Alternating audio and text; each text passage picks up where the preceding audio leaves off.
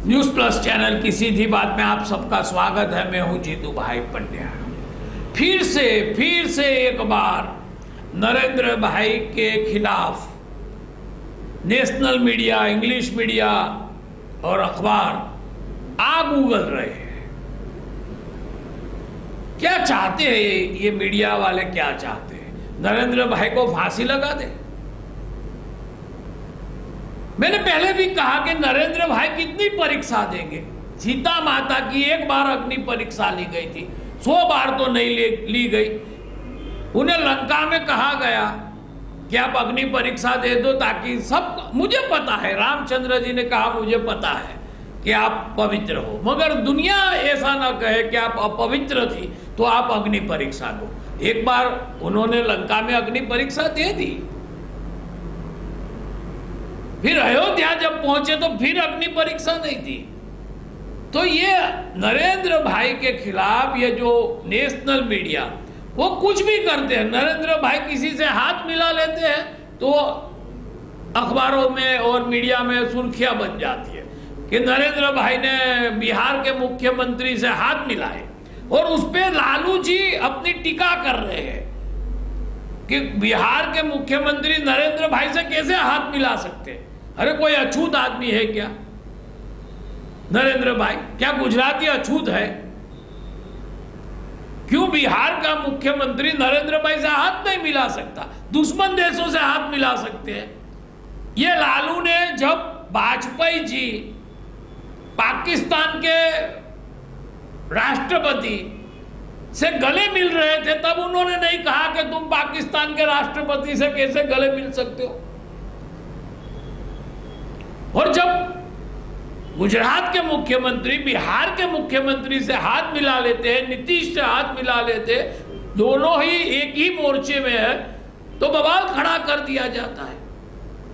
नरेंद्र भाई का नाम टाइम मैगजीन में आया तो उसका भी बवाल चल रहा है कि पैसे से मैनेज किया, वो मैनेज किया। अरे भाई, बाकी के मुख्यमंत्री को कौन ना बोलता है? टाइम बिकाऊ है तो आप भी खरीद लो टाइम को और करो, अपनी फोटो पहले पन्ने पे ले आओ। हर एक बात पर नरेंद्र भाई को टारगेट करते करते ये इंग्लिश मीडिया ने और नेशनल मीडिया ने, हम जो गुजराती है उनको मार मार के नरेंद्र भाई के प्रेमी बना दिए। हमें इतना, गुजरातियों को इतनी बुरी तरह से कोसा जा रहा है नेशनल मीडिया में, जैसे हमने मुसलमानों की कोई कत्ले आम कर दी हो। जब भारत पाकिस्तान का पार्टीशन हुआ तब लाखों हिंदू मुसलमान मरे थे, तब भी इतनी चर्चा नहीं थी जितनी चर्चा गुजरात के 2002 के दंगों के बारे में पिछले 10 साल से चल रही है। तो नरेंद्र भाई के खिलाफ भाई सीबीआई जांच करे, ये जांच करे, सीट जांच करे, सुप्रीम कोर्ट की सीट जांच करे, एक आयोग जांच कर रहा है, बैनर्जी कमीशन जांच कर रहा है। अब 100 बार एक ही बात को उठा के कहा जा रहा है, और इंग्लिश मीडिया ने कहां तक बात ले गए। इंग्लिश मीडिया वाले,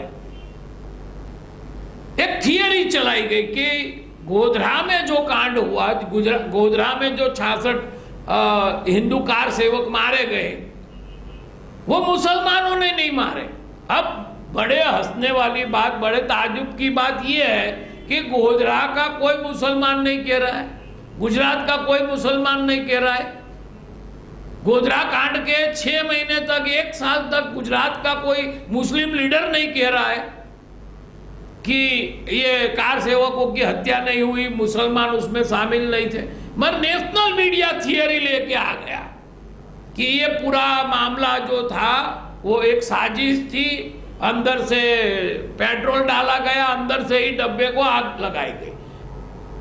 तो बात इतनी तक ये मीडिया ले गए कि बैनर्जी कमीशन ने, जो लालू प्रसाद ने बिठाया था, जानबूझ के बिठाया था, वो रेलवे मंत्री थे, रेलवे की ओर से एक जांच बिठाई गई, और बैनर्जी साहब ने ये इंग्लिश मीडिया की जो थियरी थी अंदर से आग लगाने की, साजिश वाली, वो बात उठा ली बैनर्जी साहब ने। कहने लगे साजिश है। अरे भाई, गुजरात भारत लोकशाही देश है, गुजरात में नरेंद्र भाई का भाजपा का राज है, आपका पूरे भारत में सेंट्रल गवर्नमेंट में कांग्रेस बैठी हुई है, सेंट्रल की भी आईबी है, सेंट्रल के भी अपने रिसोर्सेज है, ढूंढ निकालती कोई ये ऐसी थियरी होती तो ढूंढ निकालती, ठोस सबूत के साथ आती कि गुजरात के मुख्यमंत्री शामिल थे इसमें। तो बात यहां तक आ गई कि अंदर जो 66 कार सेवक बैठे थे उन्होंने ही साजिश की कि हम खुदकुशी कर लेंगे, नरेंद्र भाई को प्रसिद्ध करने के लिए हम मर जाएंगे। अब ये बिल्कुल बेतुका बात है, कोई भी लोकशाही देश में इतना बड़ा षड्यंत्र नहीं हो सकता। एक दो आदमी की हत्या की बात अलग है। अब मान लो कि नरेंद्र भाई ऐसी साजिश करना चाहते भी है तो कितने लोगों को बताना पड़ेगा? पहले तो उनको 2-4 साथीदारों को बताना पड़ेगा। अब उस समय जो होम मिनिस्टर थे वो आज उनके खिलाफ खड़े हो गए। वो तो बोलते, उनके होम मिनिस्टर तो बोलते, चिल्लाते, यूनो में जाके लेक्चर देते कि मुझे नरेंद्र भाई ने ये सूचना दी थी कि तुम ये साजिश बनाओ, गोधरा में आग लगवा दो। अब अंदर जो 66 आदमी मर गए उसमें से 2-5 को तो बताना पड़ता कि अंदर से ऐसा ऐसा करना है, पेट्रोल लेके ही निकलना है, गोधरा पर ही वो पेट्रोल डालना है, वही डब्बे को जलाना है, सिंगल फलिया के पास में ट्रेन रुकवा देनी है। अब रेलवे कर्मचारी तो सेंट्रल गवर्नमेंट के हैं, वो भी साजिश में शामिल थे क्या? पुलिस हटा दी गई, गोधरा पर पुलिस को सूचना देनी पड़ती कि आप लोग वहां पहुंचो ही मत। तो ये बिल्कुल बेतुकी बात है और चली। और होता ये है कि जितना प्रयत्न ये नेशनल मीडिया नरेंद्र भाई को बदनाम करने के लिए कर रहे हैं, तीस्ता सेतलवाड़ और कई मुस्लिम लोगों की जमात है जो चाहती नहीं है कि गुजरात के मुसलमान चैन से जिए, उन्होंने इतना शोरगुल मचा के रखा है कि जो गुजराती है उसके पास अब कोई ऑप्शन नहीं है। मैं नरेंद्र भाई की कई बातों के खिलाफ हूं, मैं उनकी कई बातों के साथ बिल्कुल असहमत हूं, मगर जब ये बातें चलती है तो मेरे जैसे पत्रकार को, तटस्थ पत्रकार को धकेला जाता है कि आप नरेंद्र भाई की फेवर में खड़े हो जाओ। कोई भी गुजराती खड़ा हो जाएगा नरेंद्र भाई के साथ कि ये क्या, हर रोज एक ही बात, इतनी सारी तपा। और गुजरात में सैकड़ों हिंदू, सैकड़ों मुसलमान जेल में पड़े हुए, सैकड़ों, हजारों पड़े हुए हैं, हजारों के सामने केस चल रहे हैं, 100 की संख्या में लोगों को सजा हो गई, जन्मदिन हो रही है, पूरे फैमिली बर्बाद हो रहे हिंदू मुसलमान के। और ये 2002 का मामला है, 10 साल में कितने लोगों को सजा हो गई, केस चल गए। और 1984 में 7000 सिखों की हत्या हुई। आज तक बता दे मुझे कोई कि दिल्ली में एक छोटे से आदमी को शिक्षा हुई हो, कोई छोटे से कांग्रेसी को जेल में डाल दिया गया हो। सज्जन कुमार की और पायलट साहब की तो बात ही छोड़ो। तो ये नरेंद्र भाई के खिलाफ बार बार जो आग उगलना है वो पूरे गुजरात को यूनाइट कर रहा है। पूरे गुजरात के लोग जहां भी बैठे हैं, कोई भी देश में बैठे हैं, उन्हें अब लगने लगा है कि हमारी गुजरात की अस्मिता, हमारे गुजरात का गौरव अगर बचाना है तो हमें नरेंद्र भाई को मत देना पड़ेगा, नरेंद्र भाई के साथ खड़ा रहना पड़ेगा। बातें बहुत बुरी हुई 2002 में, कोई मना भी नहीं कर रहा है, कोई नहीं कह रहा है कि अच्छा हुआ, दंगे हुए, अच्छे हुए। और आप जो बाहर बैठे हुए मीडिया वाले हैं, बाहर बैठे जो गुजरात के बाहर बैठे हुए लोग हैं, उन्होंने कुछ सहन नहीं किया। हमने महीनों की रोजी गंवाई, हमने महीनों तक कर्फ्यू बैठा, हमने हमारे स्वजन गुमाए, हमने हमारे स्वजन जेल में पड़े हुए हैं। गुजरात लोहे लुहान हो गया था, मगर अब हम बाहर आ रहे हैं। मुझे कोई कभी किसी मुसलमान भाई ने नहीं कहा गुजरात के कि मेरी दुकान खाली हो गई, कोई आता ही नहीं लेने के लिए, हिंदुओं ने बहिष्कार कर दिया। मेरे अजीज दोस्त है मुसलमान, तो कोई नहीं कहता कि हमारी दुकान से कभी कोई बहिष्कार हुआ। जब कर्फ्यू उठता था, 2-2, 3-3, 4-4 लोग के मर्डर हो जाते थे बड़ौदा में, गुजरात में, और कर्फ्यू उठता था, मुसलमान भी दुकान खोलते थे, मुसलमान की दुकान पे हिंदुओं की लाइन लग जाती थी। मुस्लिम एरिया में हिंदू की दुकान है, वो भी दुकान सजाता था।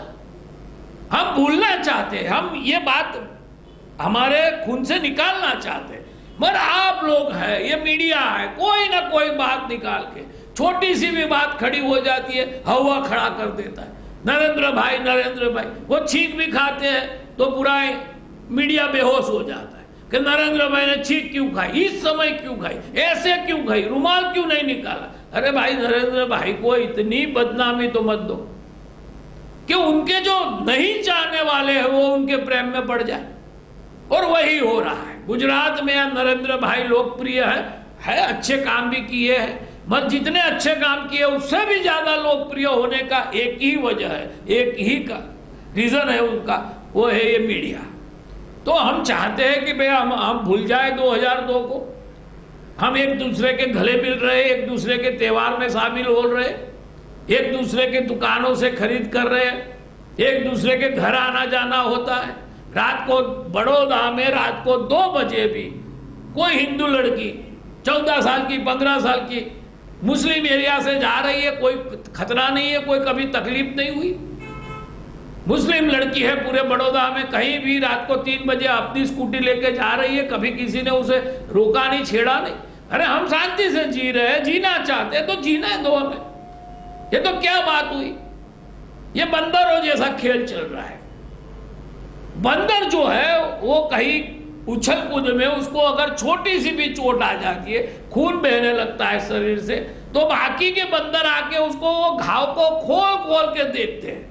एक छोटे से घाव, अगर बंदर को एक छोटा सा घाव हो गया और खून बहने लगे तो उसके रिश्तेदार उसे फाड़ देते, चीर देते हैं, वो मर नहीं जाएगा, वहां तक उसको छोड़ते नहीं। हर बंदर उसे खोल के देखता है कि घाव रुझा के नहीं, घाव रुझा के नहीं। अरे ये कोई रीत है क्या? हमें भूल जाने दो 2002 को। हम अभी 2022 की बात करना चाहते कि 2022 में गुजरात कैसा हो, और आप है कि 2002 से आगे नहीं बढ़ना चाहते। आज रिपोर्ट क्या आ गई, एमिकस क्यूरी की डिक्लेयर हुई कि भाई ये नरेंद्र भाई के सामने हो सकता है, बात गलत भी नहीं है,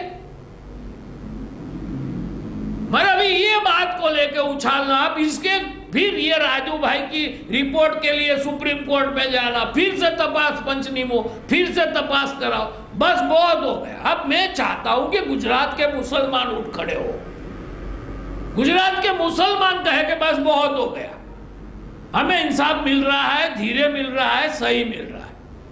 ये बाहर गुजरात के बाहर के 2-4 व्यक्तियों के,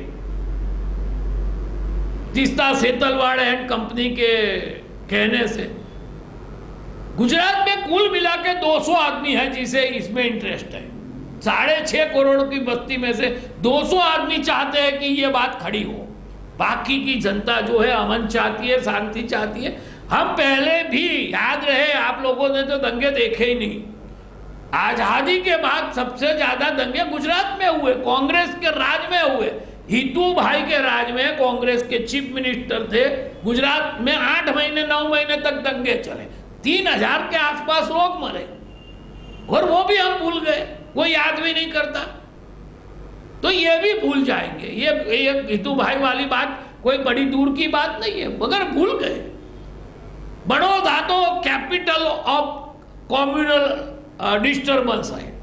हमारे बड़ौदा में जितना कर्फ्यू लगा है, इतना कर्फ्यू शायद ही कोई गांव में लगा हो भारत के, मगर हम फिर भी कर्फ्यू पूरा होते ही अमन से जीते हैं। तो हम अमन से जीते तो आप भी शांति से जिए। हमें गुजरात में कोई ना हिंदू को खतरा है, ना मुसलमानों को खतरा है, ना नरेंद्र भाई से खतरा है, ना भाजपा से खतरा है, ना कांग्रेस के खतरा है। हम गुजराती जो है अपने आप को मैनेज कर लेंगे। ये बाहर के जो पत्रकार मित्र है वो अपने अपने गांव के ओर देखे, उनका जो आसाम है, उनका जो यूपी है, बिहार है, राजस्थान है, वहां क्या हो रहा है उसकी जरा ज्यादा चिंता करें। सीधी बात में आज बस इतना ही, कल हम फिर मिलेंगे।